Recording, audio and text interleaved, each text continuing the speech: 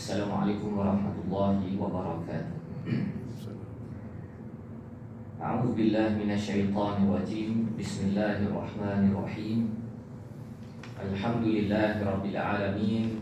Wassalatu wassalamu ala asyrafil anbiya'i wal mursalin wa ala alihi wa sahbihi ajma'in.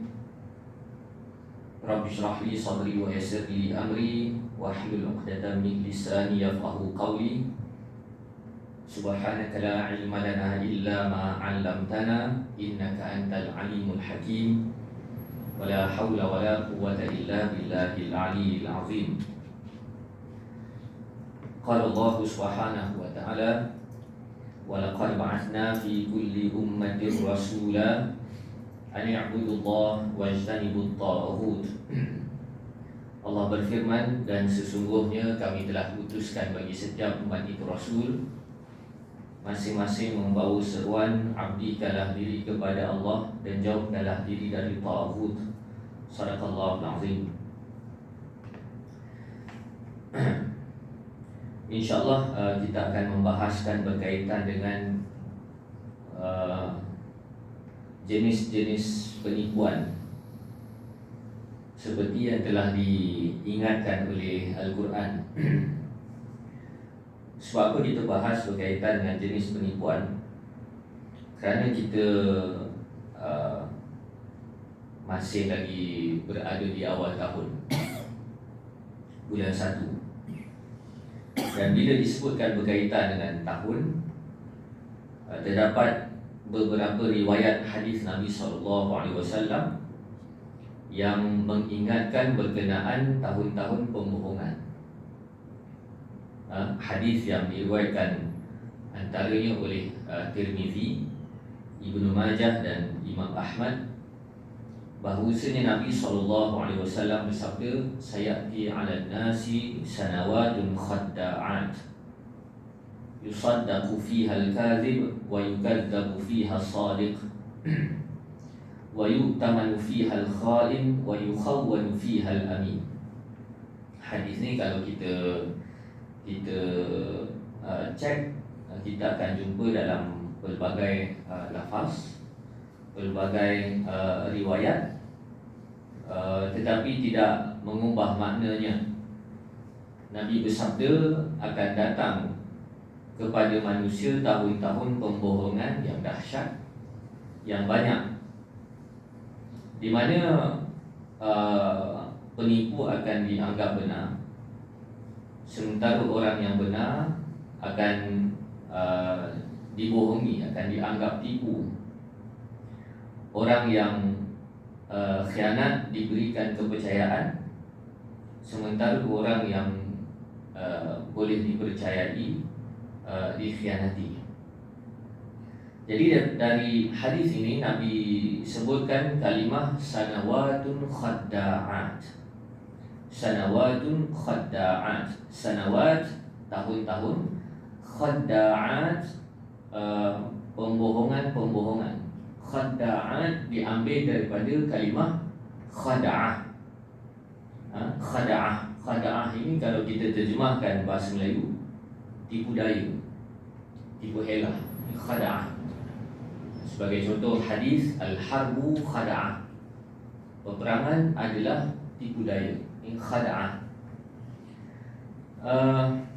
Dalam menyifatkan tahun-tahun pembohongan itu, Nabi tidak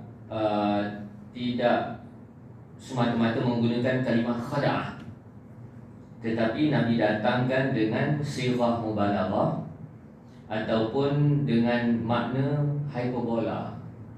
Khada'ah, tipu daya. Khadda'ah bermaksud tipu daya yang dahsyat, yang besar. Ini khadda'ah, dia hyperbola. Dan bukan sekadar itu, Nabi datangkan juga dengan sighah jamak, dengan plural. Khadda'ah, tipu daya yang dahsyat, yang besar. Dan kalau disebutkan khadda'at, kat belakang tu ada alif ta, bermaksud penipuan yang besar, yang dahsyat, lagi sangat banyak. Ini kira kalimah ini sangat powerful lah maknanya. Dia bukan semata-mata tipu daya, tapi tipu daya yang besar, yang dahsyat. Bukan sekadar tipu daya besar, dahsyat, bahkan banyak. Ini khadda'at. Jadi peringatan itu memanglah kalau kita nak sebutkan, di setiap waktu dan tempat mesti ada penipuan. Mesti ada penipuan. Sejak daripada zaman dulu sampailah kiamat, di mana-mana pun mesti ada penipuan. Tetapi penipuan selalunya beroperasi dalam keadaan mangsa tipu tak tahu dia tu ditipu. Lepas kena tipu baru tahu dia kena tipu, ataupun sampai kesudah dia tak tahu dia kena tipu. Tetapi kalau kita lihat realiti pada hari ini, penipuan yang dahsyat adalah di mana penipuan itu berlaku dan orang memilih untuk percaya penipuan itu, sekalipun sama ada secara sedar ataupun secara separah sedar, mereka tahu benda itu tak betul, benda itu tipu. Jadi ini fenomena yang sangat dahsyat. Kalau kita lihat dalam wacana masyarakat barat pun, mereka menyedari fenomena penipuan seumpama yang Nabi sebutkan sanawatul khadda'at.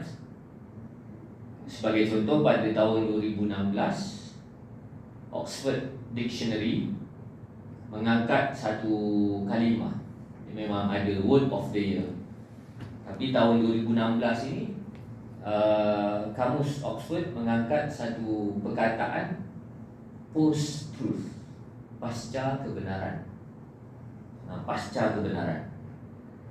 Jadi yang dimaksudkan dengan post-truth itu adalah orang sudah tidak lagi menghiraukan mana benar mana salah.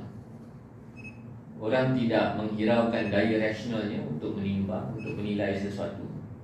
Tetapi orang menilai sesuatu berdasarkan kehendak, kecenderungan dan perasaan. Jadi daripada kecenderungan itulah melahirkan gejala manusia memilih untuk percaya benda yang sebenarnya dia tahu benda itu tak betul. Sebenarnya dia tahu benda itu tak betul, tapi dia pilih untuk percaya. Sebab apa?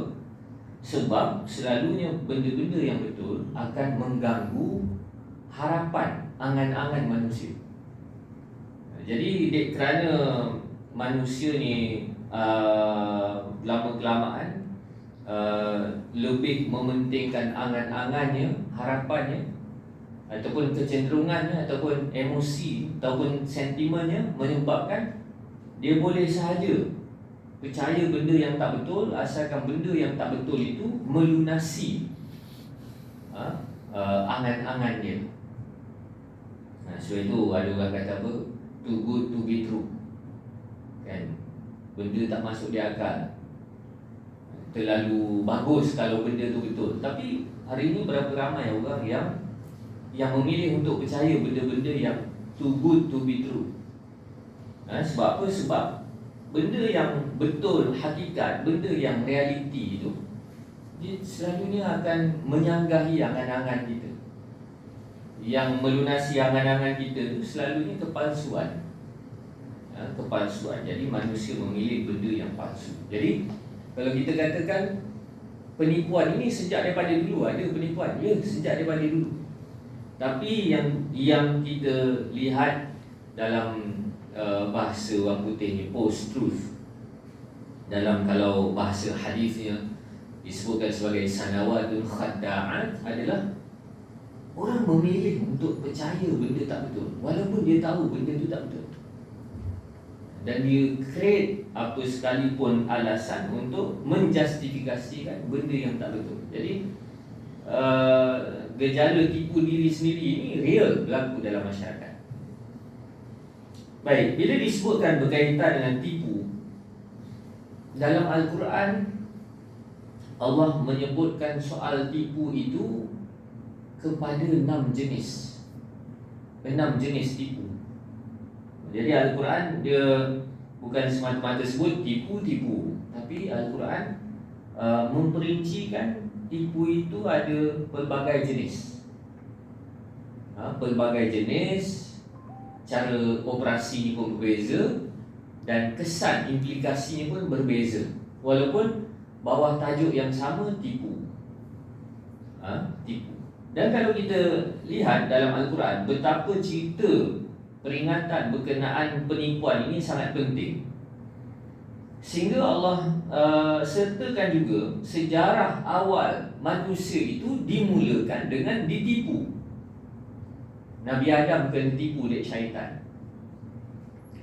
Nabi Adam kena tipu dek syaitan. Itu sejarah. Dan kalau kita lihat bagaimana syaitan tipu Nabi Adam, itu sangat profesional. Bukan jenis tipu tepi jalan ni. Tipu yang sangat profesional, yang sangat lunak, yang sekali dengar nampak benda ni legend. Baik. Jadi dalam Al-Quran ada 6 istilah yang merujuk kepada jenis-jenis penipuan yang berbeza. Istilah yang pertama, kalimah yang pertama dalam Al-Quran bila sebut berkaitan dengan tipu adalah yang berkata akar kazib. Kazib iaitu tipu. Kalau dalam bahasa Melayu ni, tipu, bohong, dusta ni masuk dalam makna kazib, tipu. Sebanyak 266 perkataan yang berkata akar kazib dimuatkan di dalam Al-Quran. Dan bila disebutkan tipu dalam erti kazib ini, dia tipu secara umum. Tipu secara umum, dan termasuk juga kazib adalah menafikan ataupun enggan. Menafikan ni maksudnya keterangan dah jelas-jelas depan mata, dah dinyatakan hujah-hujahnya tapi buat tak faham. Itu masuk juga dalam makna tipu dalam Al-Quran. Sebagai contoh, kaum para Nabi dan Rasul menolak bukti kerasulan, kenabian. Kemudian Nabi itu datangkan hujah. Nabi itu datangkan hujah, kemudian datangkan mukjizat, tapi mereka tetap tak percaya. Mereka cabar Nabi dan Rasul, buktikan sekian, buktikan sekian, buktikan sekian. Bila Nabi dan Rasul dah membuktikan, mereka tetap buat tak faham ataupun enggan, ataupun seakan-akan tak pernah berlaku proses pembuktian. Ini masuk juga dalam maksud kazib, tipu, menafikan, enggan, degil. Itu masuk juga dalam makna kazib. Baik, tipu jenis yang kedua adalah tipu yang disebutkan sebagai ifk. Ifk, al-ifk, al-ifki ataupun al-ifku. Kalau kita baca hadis ataupun kita belajar sirah, kita akan jumpa istilah hadisul ifki. Ifki ini tipu. Tapi tipu dalam bentuk apa? Dalam bentuk berita, dalam bentuk laporan, dalam bentuk gosip. Jadi ini kalau dalam bahasa Melayu, ia disebutkan sebagai fitnah.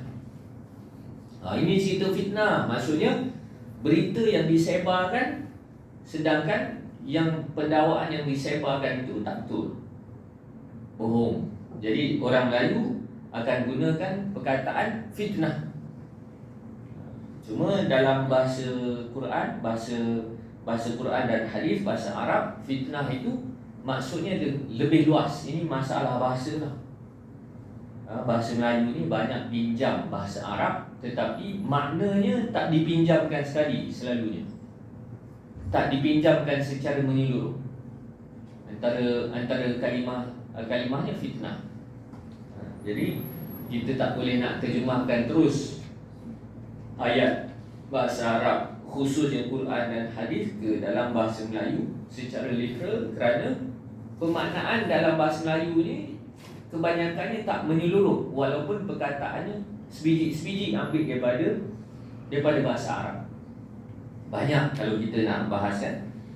Jadi if ini kalau ejaannya hamzah, fa, kaf, ataupun kalau ruminya alif, f, alif lah, I, f, k, ifk, dia kaf. ifk. Jadi ini berita bohong. Berita bohong. Dan selalunya berita bohong ini ia disandarkan juga dengan fakta-fakta yang betul. Tetapi cara proses fakta itu tak betul. Jadi sekaligus Al-Quran menyedarkan kita berkenaan kritis ataupun critical thinking, kan? Bukan semata-mata mendengar satu-satu berita atau maklumat itu kita tanya fakta tu betul ke tak betul. Al-Quran tak ajar setakat itu. Bahkan Al-Quran ajar okey, faktanya betul, faktanya tak betul, tu tolak lah. Ada yang berita ni ada fakta tak? Ada, faktanya sekian. Faktanya betul. Faktanya betul. Tapi Al-Quran terus mengajar kita kalau fakta betul tak semestinya kesimpulannya sah, kesimpulannya betul. Ini kita boleh lihat dalam peristiwa hadisul ifki. Siti Aisyah dituduh melakukan benda yang tak baik dengan Safwan. Memang waktu itu Siti Aisyah tertinggal daripada rombongan, dan dia dengan Safwan sahaja yang berada waktu itu. Maka puak munafikin menyebarkan fakta. Fakta apa? Aisyah berdua-duaan dengan Safwan, tak ada orang lain. Dia orang dua je di tempat itu. Faktanya betul. Faktanya betul. Memang betul. Safwan dengan Aisyah berdua je. Tak ada orang lain. Faktanya betul. Tetapi kesimpulannya betul ke tak betul? Kesimpulannya tak betul. Kesimpulannya tak betul. Mereka simpulkan Siti Aisyah dan Safwan buat benda yang tak elok. Jadi ini selalu sahaja kita terperangkap dengan fakta. Jadi Al-Quran mengajar kita, kalau kita dengar sesuatu benda, dakwaan ke, berita ke, apa benda ke, kita cek faktanya betul ke tak betul. Kalau fakta tak betul, terus tolak lah. Dan kalau fakta betul, bukan terus kita boleh terima. Tengok pula fakta itu diproses dengan kesimpulan yang sah ataupun tak sah. Ini cara Al-Quran mengajar kita, mewaraskan kita. Jadi kalimah al-ifki ini dalam Al-Quran diulang sebanyak 6 kali. Adapun al-ifki didatangkan dengan kata kerja banyaklah. Yufakun, kan? Itu asal ifki juga. Baik, jenis penipuan yang ketiga dalam Al-Quran, kalimah khada'ah. Kalimah khada'ah. Khada'ah ni kalau kita terjemahkan bahasa Melayu, tipu daya lah, macam tadi, khada'ah. Khada'ah. Bezanya khada'ah ini ia lebih beroperasi secara propaganda. Secara propaganda, kesannya menyebabkan orang jadi tertukar. Orang baik nampak jahat, orang jahat nampak baik. Yang berhak nampak tak berhak, yang tak berhak nampak berhak. Jadi terbalik. Dia mengubah. Ini yang dikaitkan dengan hadis yang Nabi katakan, yusaddaqu fiha al-kadhib wa yukadzabu fiha as-sadiq. Orang yang benar dibohongi, pembohong dibenarkan. Jadi terbalik. Jadi khada'ah ini dia operasinya operasi propaganda. Dan kalau kita lihat di dalam Al-Quran, kalimah khada'ah ini digunakan ke atas golongan munafikin. Golongan munafikin yukhadi'un Allah, mereka cuba membuat propaganda ke atas Allah. Khada'ah. Khada'ah. Jadi konteks cerita munafikin dalam Al-Quran, konteksnya adalah konteks propaganda. Kerana munafik adalah golongan-golongan, kalau kita sebutkan hari ini, sebagai penyamar, sebagai pengintip, sebagai perisik. Ini tajuk propaganda. Bila sebutkan khada'ah, bila sebutkan munafikin, itu tajuk tajuk intelijen sebenarnya. Jadi khada'ah ni dia tipu. Tipu.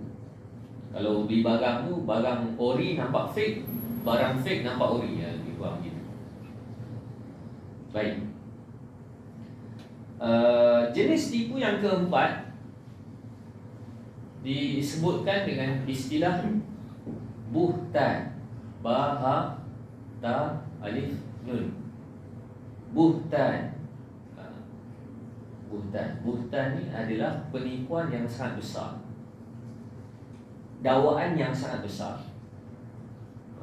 yang menyebabkan mangsa penipuan jenis buhtan ni dia akan tergamam. Dia akan tercengang. Jadi kalau kita kena tuduh dengan tuduhan yang tak masuk di akal, kita akan tergamam. Kalau penipuan jenis lain, kita terus on the spot, kita boleh bela diri. Tapi buhtan ni kalau kena, kita akan tergamam dulu. Contoh, kalau tengok cerita dalam Al-Quran, bagaimana Siti Maryam dituduh melakukan benda yang tak elok. Siti Maryam, Allah takdirkan dia hamil dalam keadaan dia tak ada suami. Kemudian Bani Israel pun tuduh Maryam ni berzina, mengandungkan anak haram, melahirkan anak haram. Jadi kalau kita jadi Siti Maryam waktu itu, memang kita akan tergamam. Sebab apa? Tuduhan ni besar. Dan logik di sebalik tuduhan itu kelihatan lebih kukuh daripada pembelaan yang kita nak kemukakan. Mudah je orang duk tuduh Maryam. Maryam, mana suami kamu? Tak ada. Habis dalam perut tu apa benda? Kan tergamam tu. Memanglah Siti Maryam boleh dia waktu tu dia menjawab, bahawasanya kamu kena fikir, Nabi Adam itu diciptakan tanpa ibu dan tanpa ayah. Apalah sangat anak aku ini sekadar tanpa ayah. Memang ada argument itu, dan logik itu pun ada meritnya. Tetapi logik yang dikemukakan oleh Bani Israel yang menuduh yang menuduh Siti Maryam itu berzina, itu kelihatan lebih kukuh logiknya, lebih kukuh. Jadi mudah dia kata, mana kamu kata kamu tak berzina, mana suami kamu? Ni benih ni dapat mana? Gamam. Sebab itu bila kena tuduh sangat besar ni, sampai Allah suruh Siti Maryam diam je. Sebab apa? Kalau dia bersuara, bahkan makin dia bersuara, makin orang tak percaya. Dia baik diam. Allah susun supaya Nabi Isa itu sendiri yang membela ibunya dalam keadaan Nabi Isa masih lagi bayi. Baik. Jadi buhtan ini yang pertama, tuduhan ataupun dakwaan bohong dengan logik yang kuat,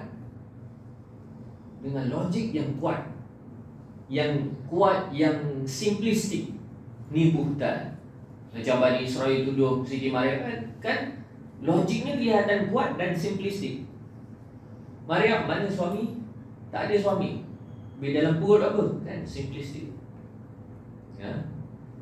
Dan buhtan juga boleh berlaku apabila yang membuat pembohongan itu adalah orang yang jauh lebih berkedudukan daripada kita, menyebabkan kalau keluar daripada mulut dia, tak sempat kita nak bela diri, orang terus percaya, dan orang terus bandingkan antara kita dan si penipu yang bernama besar itu, siapa yang harus dipercayai.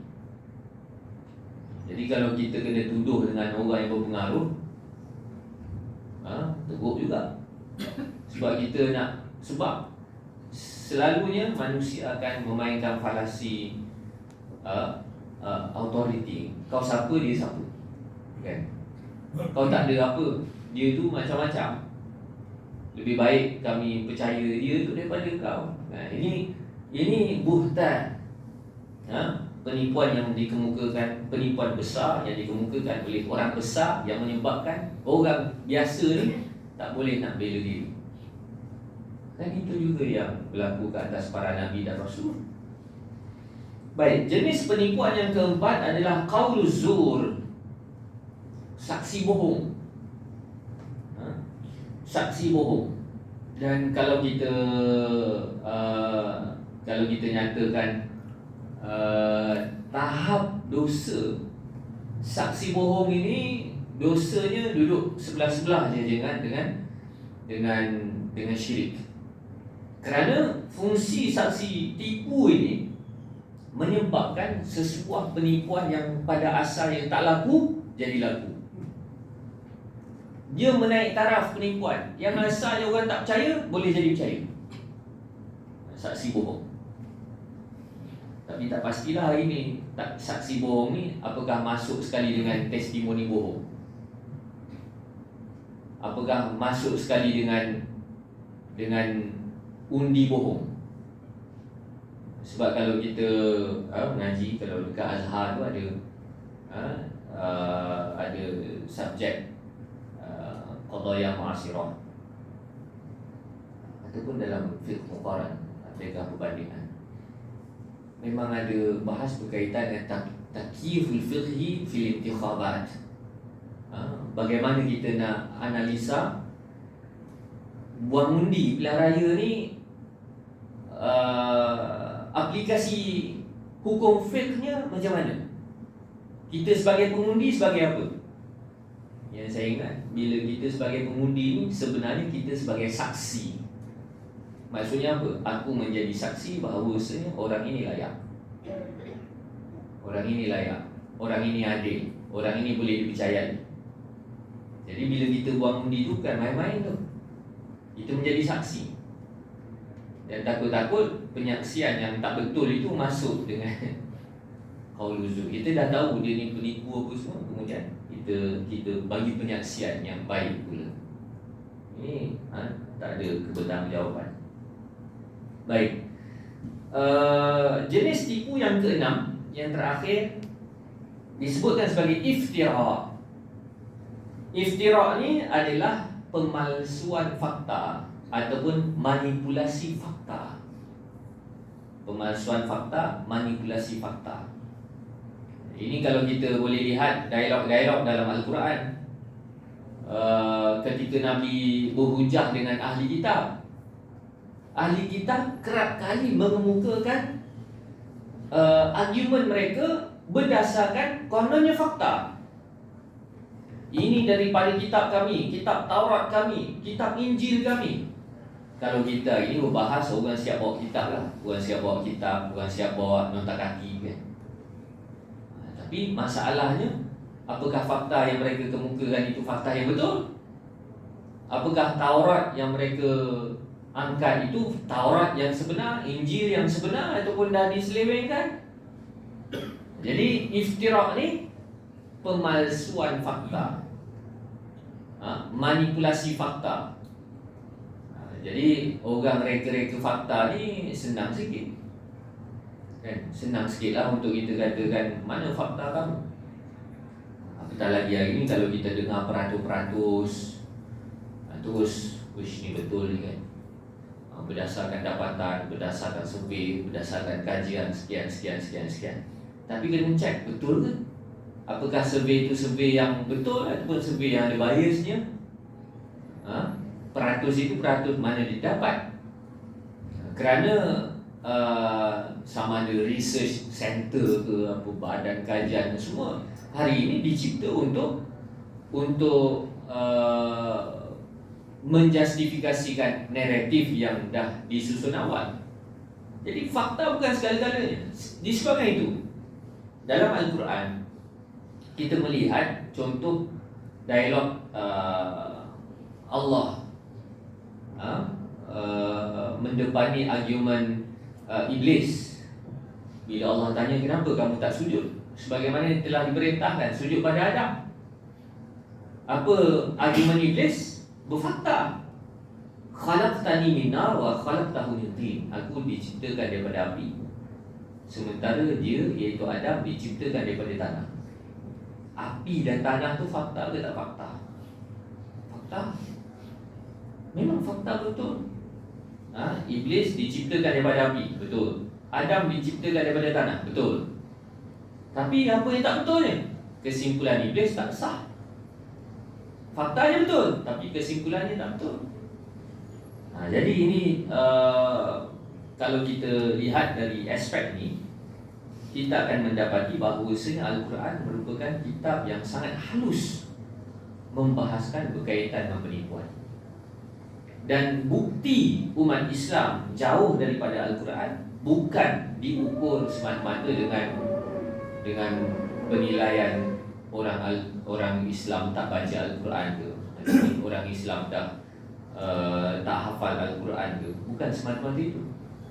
Tetapi antara bukti orang Islam ni jauh daripada Al-Quran adalah dari sudut sejarah dan realiti pada hari ini, golongan yang paling banyak dan paling mudah kena tipu adalah orang Islam.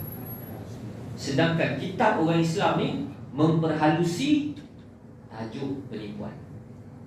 Al-Quran banyak cerita pasal penipuan. Baik, jadi implikasinya bila tinggalkan Al-Quran, kita senang kena tipu lah. Sebab kita tak faham macam mana nak mengukur, nak mengenal pasti. Baik, jadi rasa sekadar itu saja untuk tengah hari ini. Wallahu a'lam. Assalamualaikum warahmatullahi wabarakatuh.